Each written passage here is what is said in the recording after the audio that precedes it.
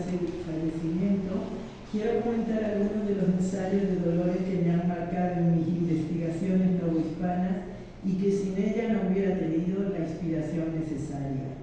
No solo he sido su devota lectora, sino que además ella se ha comportado como una gran entusiasta que me orilló a ampliar algunos de mis esbozos y borradores. Recuerdo que en un lejano congreso donde hablé de 3 visiones de la Ciudad de México en la obra de Bernardo de Balbuena, aérea en el Bernardo, terrestre en la grandeza mexicana y acuática en Siglos de Oro, me felicitó y me animó a ampliar mi investigación y gracias a sus elogios me puse a investigar y a escribir Aquestas son de México las señas. A ella le dediqué mi libro Como era natural con estas palabras. A mi amiga Dolores Bravo Arriaga con mi más sincero afecto y admiración, porque es una experta erudita en asuntos coloniales y en concreto de la ciudad. No hay más que pedirle uno de los paseos por sus iglesias y monumentos para gozar del gran conocimiento y amor que le profesa a su ciudad. Y ya nos lo ha contado también Santiago, ¿no?, en sus caminatas.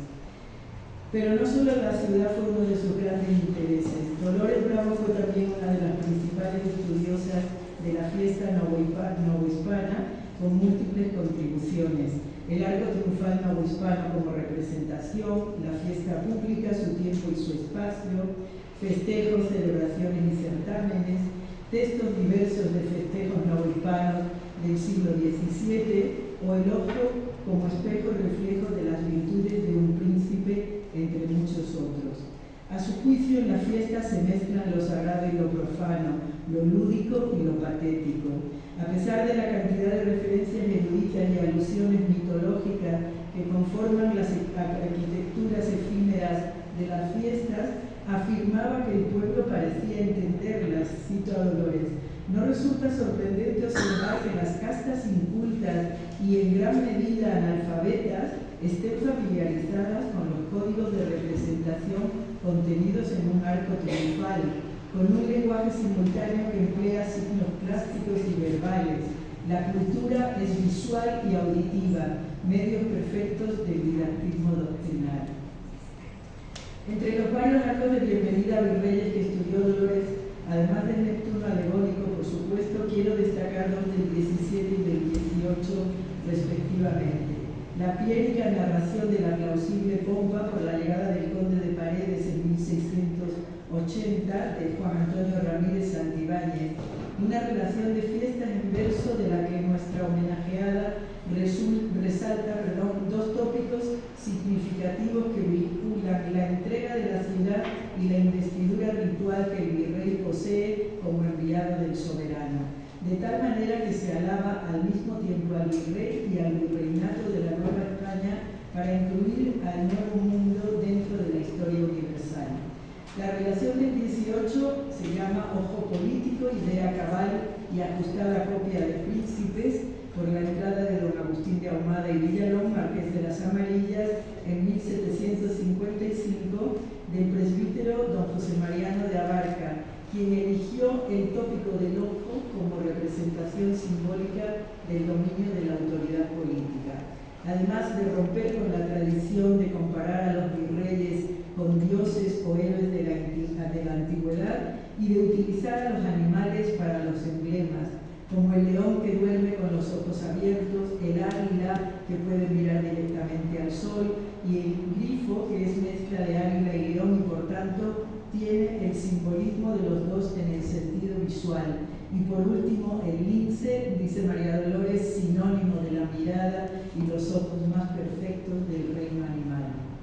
De las fiestas cívicas pasamos a las celebraciones religiosas, a la literatura espiritual y devota y al dominio que ejercía el discurso religioso tanto en los fieles como en la sociedad por ser autores de arcos triunfales, túmulos y certámenes, a las ceremonias fúnebres y sermones de exequias, como las dos relaciones de la muerte de Sor Filotea de la Cruz, el obispo de Puebla y la peligrosa relación que estableció con el confesor de Sor Juana, temas en los que Dolores destacó con varios títulos. El más importante, el discurso de la espiritualidad dirigida, dedicado a las obras de Antonio Núñez de Miranda, tanto las dirigidas a religiosas como los sermones y el túmulo a Felipe IV, hasta los sermones que predicaba en diversas festividades religiosas dedicadas a Santa Teresa, a la canonización de San Francisco de Borja o a la dedicación del Templo de San Bernardo. Otro de sus textos es el Sermón de Miguel Sánchez, uno de los 4 criollos evangelistas guadalupanos, por la promoción de la canonización de Fray Felipe de Jesús en 1640. Hoy le hubiera yo regalado mi libro, que le hubiera encantado, ¿no?, haber leído lo de Fray Felipe, y del franciscano Juan de Ávila, quienes hacen una alabanza criolla a la ciudad del mártir como la Jerusalén de América, de la cual fue su patrono. Otra de sus especialidades fue el criollismo como modelo ideológico en los intelectuales criollos, Sor Juana, Sigüenza y Góngora, Betancur, Florencia, y al mismo tiempo la adopción del estilo barroco como contradicción del criollo. Uno de sus artículos más señeros es Identidad y mitos criollos en Sigüenza y Góngora, en el que analiza las glorias de Querétaro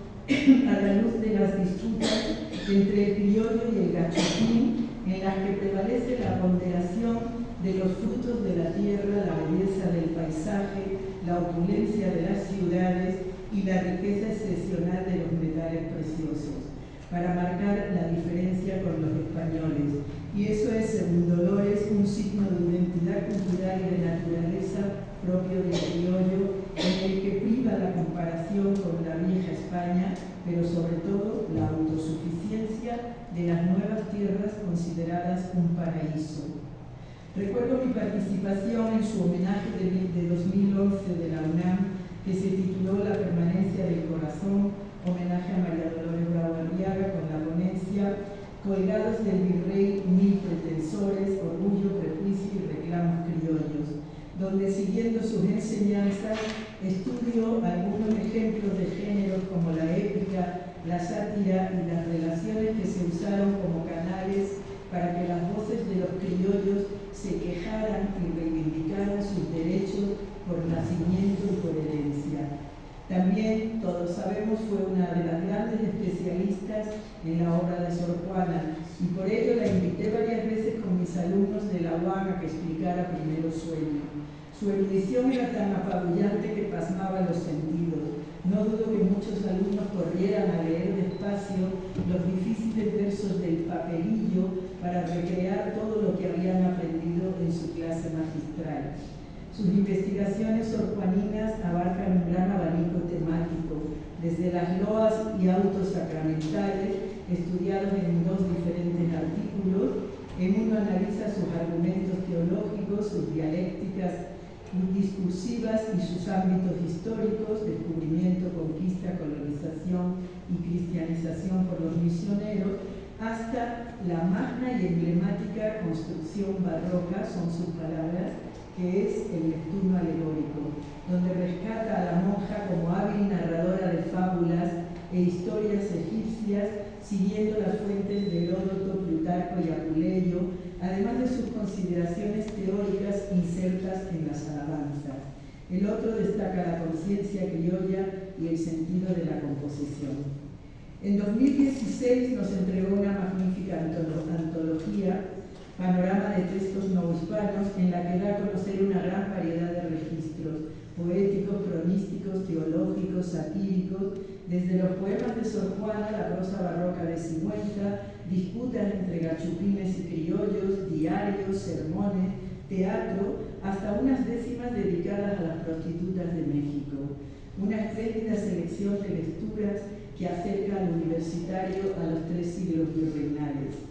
Su más reciente contribución, y yo pienso que fue la última, ¿no?, Sor Juana en la rueda voluble del tiempo, editado por Sara Herrera y Antonio Cortijo Ocaña, cuya puerta de entrada es precisamente un magnífico e ilustrativo ensayo de María Dolores sobre la historia de la Ciudad de México, desde sus orígenes míticos como capital del Imperio Mexica hasta la época de plenitud en tiempos de Sor Juana. A manera de breves entradas como las de los memorialistas Guijo y Robles, rellena casi todo un alfabeto con asuntos concernientes a la ciudad que le dan un aspecto universal y enciclopédico: la población, las catástrofes naturales, donde consigna el primer terremoto del que se tiene noticia en 1455, las construcciones importantes como la calzada de Nuestra Señora de Guadalupe, los puestos ambulantes, los poderes civil y religioso, las carestías y los motines, la picota, los milagros y la vida religiosa en la ciudad, la muerte, los autos de fe y el condenado Martín Garatuza, ajusticiamientos de sodomitas y otros apretados sociales hasta acabar en la letra O con los espacios de Sor Juana, una especie de topografía biográfica: la casa de los Mata, la corte de los virreyes marqueses de Mancera, el convento de San José de las Carmelitas Descalzas, el convento de San Jerónimo, hoy todos sabemos que es la Universidad del Claustro de Sor Juana, entre cuyas paredes, dice Dolores, se respira la presencia de la poeta, quien consideraba que la Universidad del Claustro es un homenaje viviente a la Fénix de México. Y en esa universidad se edita una excelente revista prolija, Memoria, Estudios de Cultura No Hispana, cuya directora fue siempre María Dolores desde su primer número, en 2004 hasta su muerte. Y hablando de universidad,